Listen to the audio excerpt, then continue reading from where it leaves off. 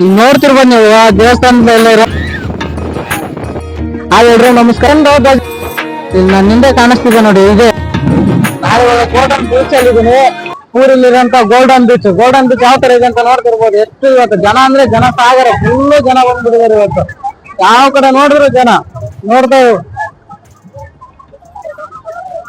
ಪೂರಿ ದೇವಸ್ಥಾನಕ್ಕೆ ಹೋಗೋಕ್ಕಿಂತ ಮುಂಚೆ ಇಲ್ಲಿ ಬಂದು ಸ್ನಾನ ಮಾಡಿ ಆಮೇಲೆ ದೇವ್ರ ದರ್ಶನಕ್ಕೆ ಹೋಗ್ಬೇಕಂತ ಹೇಳ್ತಾರೆ. ಅದಕ್ಕೆ ಈ ದೇವಸ್ಥಾನ ಪೂರಿ ಜಗನ್ನಾಥ್ ಬೀಚ್ ಬಂದಿರೋದು. ಗೋಲ್ಡನ್ ಬೀಚ್ ಅಂತ ಬೀಚ್ ಗೋಲ್ಡನ್.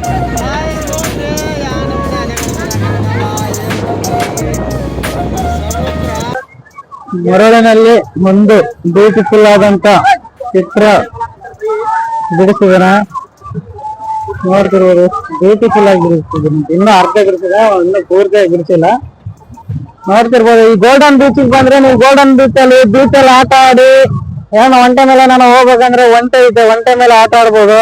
ಕುದುರೆನೂ ಐತೆ, ನೋಡ್ತಿರ್ಬೋದು. ಬೀಚ್ ಯಾವ ತರ ಇದೆ ಅಂತಂದ್ರೆ ಇವತ್ತು ಒಂದು ಅಲೆನೂ ನೋಡ್ತಿದ್ರೆ ಭಯನೇ ಸೃಷ್ಟಿ ಮಾಡುತ್ತಿಲ್ಲ. ಇನ್ನೊಂದು ಬೀಚ್ ಎಷ್ಟು ಜನ ಇದಾರೆ ನೋಡಿ, ತುಂಬಾ ಅಂದ್ರೆ ತುಂಬಾ ಜನ ಇದಾರೆ ಇಲ್ಲಿ.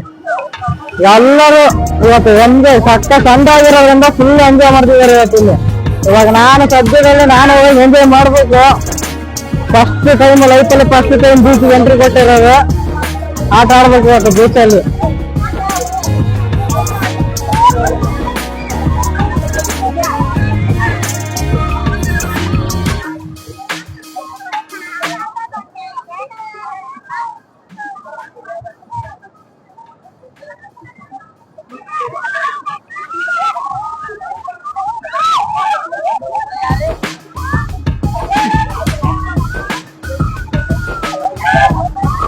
ಮಸ್ತ್ ಅಂದ್ರೆ ಮಸ್ತ್ ಐತೆ ಬೀಚ್, ಮಸ್ತ್ ಎಂಜಾಯ್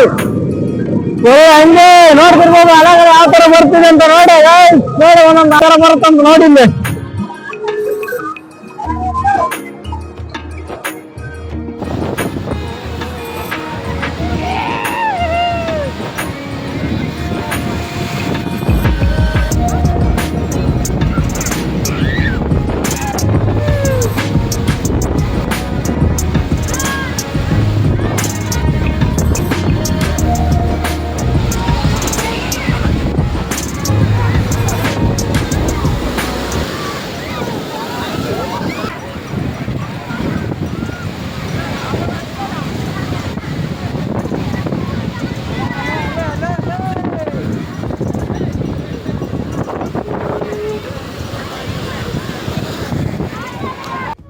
ಹೇಳ್ರಿ ನಮಸ್ಕಾರ, welcome back to the new video. ನಾನಿವತ್ತು ಒಡಿಶಾದಲ್ಲಿರುವಂತ ಪೂರಿ ಜಗನ್ನಾಥಕ್ಕೆ ಬಂದಿದ್ದೀನಿ. ಜಗನ್ನಾಥ್ ದರ್ಶನ ಮಾಡೋ ರೀತಿಗೆ ವಿಡಿಯೋನ ಎಕ್ಸ್ಪ್ಲೋರ್ ಮಾಡ್ತೀನಿ. ಟೆಂಪಲ್ ಯಾವ ತರ ಸೃಷ್ಟಿ ಆಯ್ತು, ಹೆಂಗಾಯ್ತು, ಏನೇನು ಸಂಪ್ರದಾಯ ಇದೆ ಅದೆಲ್ಲರ ಬಗ್ಗೆನೂ ನಾನು ಹೇಳ್ತಾ ಹೋಗ್ತೀನಿ. ವಿಡಿಯೋನ ಕೊನೆ ತನಕ ನೋಡಿ. ಯಾರು ಅರ್ಧದಲ್ಲೇ ಸ್ಕಿಪ್ ಮಾಡಕ್ ಹೋಗ್ಬೇಡಿ. ಯಾರ್ಯಾರು ಹೊಸ್ತಾಗಿ ನನ್ನ ಚಾನಲ್ ವಿಡಿಯೋ ನೋಡ್ತಿದ್ದೀರಾ ದಯವಿಟ್ಟು ಸಬ್ಸ್ಕ್ರೈಬ್ ಮಾಡ್ಕೊಂಡು ಸಪೋರ್ಟ್ ಮಾಡಿ. ಇವಾಗ ಮುಂದೆ ಹೋಗ್ತಿದ್ದೀನಿ ವಿಡಿಯೋ ಮಾಡಕ್ಕೆ. ದೇವಸ್ಥಾನ ಯಾವ ತರ ಇದೆ ಏನು ಎಲ್ಲಾನು ನಿಮ್ಗೆ ಎಕ್ಸ್ಪ್ಲೋರ್ ಮಾಡ್ತಾ ಹೋಗ್ತೀನಿ. ದಯವಿಟ್ಟು ವಿಡಿಯೋನ ಫುಲ್ ಪೂರ್ತಿಯಾಗಿ ನೋಡಿ.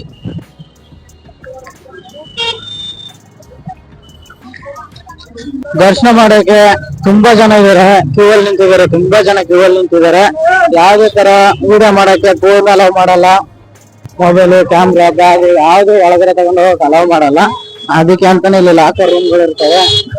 ಆ ಲಾಕರ್ ರೂಮ್ ಅಲ್ಲಿ ಲಾಕ್ ಮಾಡಿ ಹೋಗ್ಬೇಕು.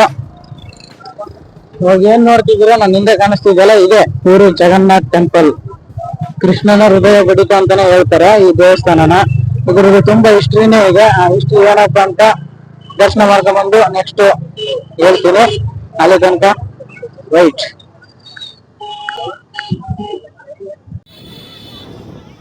ದರ್ಶನ ಮುಗಿಸ್ಕೊಂಡು ಇವಾಗ ತಾನೇ ಹೊರಗಡೆ ಬಂದೆ. ತುಂಬ ಚೆನ್ನಾಗಿ ದರ್ಶನ ಆಯಿತು. ಆದರೂ ಜನ ಜಾಸ್ತಿ ಹೊತ್ತು ದೇವ್ರ ಮುಂದೆ ನಿಲ್ಲಕ್ಕೆ ಬಿಡಲ್ಲ. ಪೊಲೀಸವರು ಕಳಿಸ್ತಾನೆ ಇರ್ತಾರೆ. ಇದೇ ಎಂಟ್ರೆನ್ಸ್. ಈ ಕಡೆಯಿಂದ ಬರಬೇಕು ಪೂರಿ ಜಗನ್ನಾಥ್ ಟೆಂಪಲ್ಗೆ. ಈ ಕಡೆಯಿಂದ ಬಂದು ಇದೇ ಸೈಡ್ ಹೋಗಿ ಇಲ್ಲಿ ಕಾಣಿಸ್ತಿರೋದೆಲ್ಲ ಲೈನಿಂಗ್ಸ್, ದೇವಸ್ಥಾನಕ್ಕೆ ಹೋಗೋ ದಾರಿ ಇದೆ. ಇದೇ ಲೈನ್ ಅಲ್ಲಿ ಈ ತರ ಬಂದು ಈ ಕಡೆಯಿಂದ ಹಿಂಗ್ ಒಳಗಡೆ ಹೋಗಿ ದರ್ಶನ ಮಾಡಕ್ಕೆ. ಅಲ್ಲಿ ಕಾಣಿಸ್ತಿದೆ ನೋಡಿ, ಅದೇ ದೇವಸ್ಥಾನ.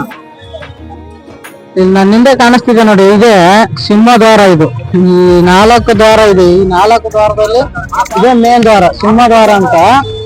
ಈ ಸಿಂಹದ್ವಾರನ ಇಲ್ಲೇ ಎಂಟ್ರೆನ್ಸ್ ಮಾಡ್ತಿರೋದು, ಇಲ್ಲೇ ಎಂಟ್ರಿ, ಬಂದಂತ ಭಕ್ತಾದಿಗಳನ್ನ ಇಲ್ಲಿಂದಾನೇ ಒಳಗಡೆ ಬಿಡೋದು. ಈ ಸಿಂಹದ್ವಾರ ಅಂತ ಏನಕ್ಕೆ ಕರೀತಾರೆ ಅಂದ್ರೆ, ಆ ಕಡೆ ಈ ಕಡೆ ಸಿಂಹ ಇರೋದ್ರಿಂದ ಇದನ್ನ ಸಿಂಹದ್ವಾರ ಅಂತ ಕರೀತಾರೆ. ನಿಮ್ಗೆ ಕಾಣಿಸ್ತಿರ್ಬೋದು, ಅಲ್ಲಿ ಜನಗಳು ಓಡಾಡೋದ್ರಿಂದ ಸಿಂಹಗಳು ಕಾಣಿಸ್ತಿಲ್ಲ, ಇದೆ ನೋಡಿ.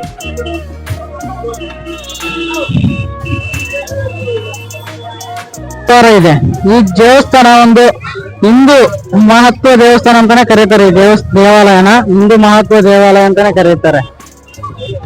ಈ ಚಾರ್ ಧಾಮಗಳಲ್ಲಿ ಒಂದಾಗಿರೋಂತ ಧಾಮ ಈ ಪೂರಿ ಧಾಮ. ಚಾರ್ ಧಾಮಗಳಲ್ಲಿ ಒಂದಾಗಿದೆ ಈ ಪೂರಿ ಧಾಮ ಒಂದು. ಆ ಧ್ವಜದೊಂದು ಹಿಸ್ಟ್ರಿನೇ ಇದೆ. ಆ ಧ್ವಜ ನೋಡಿ, ದೇವಸ್ಥಾನದಲ್ಲಿರೋ ಧ್ವಜ ಗಾಳಿಗೆ ವಿರುದ್ಧವಾದ ದಿಕ್ಕಿನಲ್ಲಿ ಹಾರಾಡುತ್ತೆ. ಗಾಳಿ ವಿರುದ್ಧವಾದ ದಿಕ್ಕಿನಲ್ಲಿ ಅಂದ್ರೆ ಗಾಳಿ ಈ ಕಡೆ ಬೀಸ್ತಿದೆ, ಧ್ವಜ ಈ ತರ ಬೀಸ್ತಿದೆ, ಗಾಳಿ ವಿರುದ್ಧ ದಿಕ್ಕಿನಲ್ಲಿ ಬೀಸುತ್ತೆ. ಆಗ ಧ್ವಜದೊಂದು ಮಹತ್ವನೇ ಇದೆ. ಈ ಧ್ವಜನ ಡೈಲಿ ದಿನಕ್ಕೊಂದ್ಸತಿ ದಿನನೂ ಆ ಧ್ವಜ ಚೇಂಜ್ ಮಾಡ್ತಾನೆ ಇರಬೇಕು. ಒಂದು ದಿನ ಚೇಂಜ್ ಮಾಡಿಲ್ಲ ಅಂತಂದ್ರೆ 18 ವರ್ಷಗಳ ಕಾಲ ದೇವಸ್ಥಾನ ಮುಚ್ಚಬೇಕಾಗುತ್ತಂತೆ ಇಲ್ಲಿನ ಜನರು. ಆತರ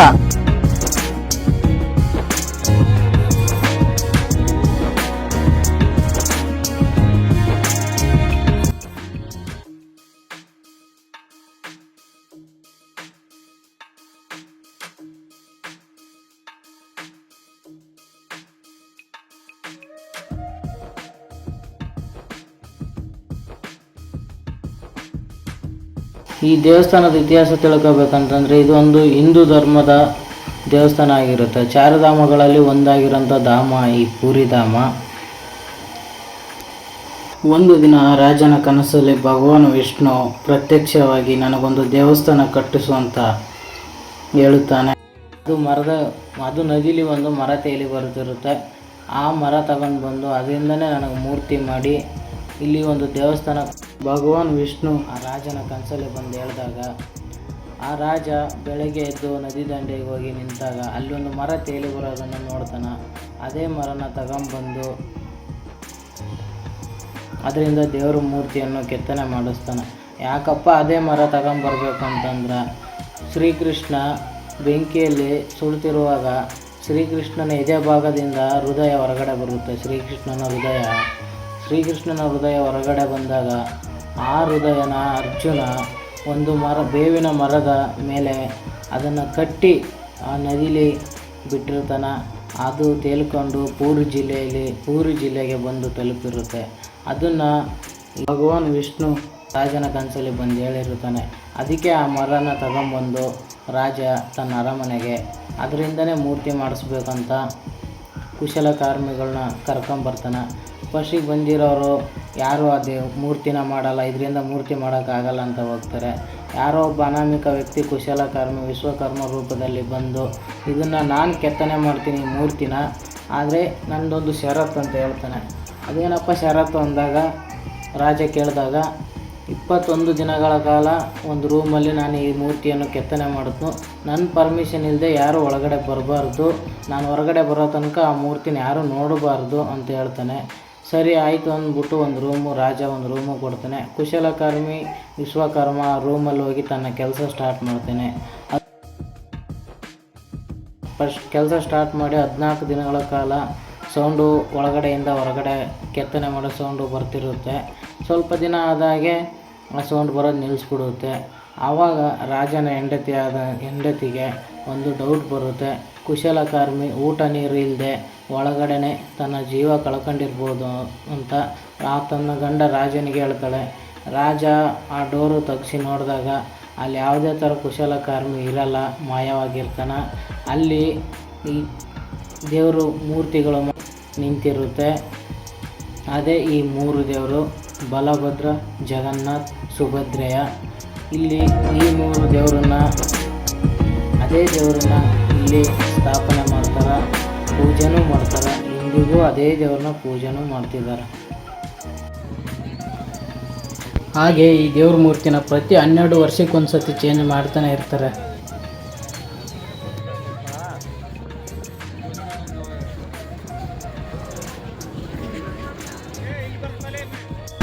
ಹಾಗೆ ಇಲ್ಲಿ ಇನ್ನೊಂದು ವಿಶೇಷ ಏನಪ್ಪಾ ಅಂತಂದ್ರೆ, ನಿಮ್ಗೆ ದೇವಸ್ಥಾನದಲ್ಲಿ ಕಾಣ್ತಿರ್ಬೋದು ಒಂದು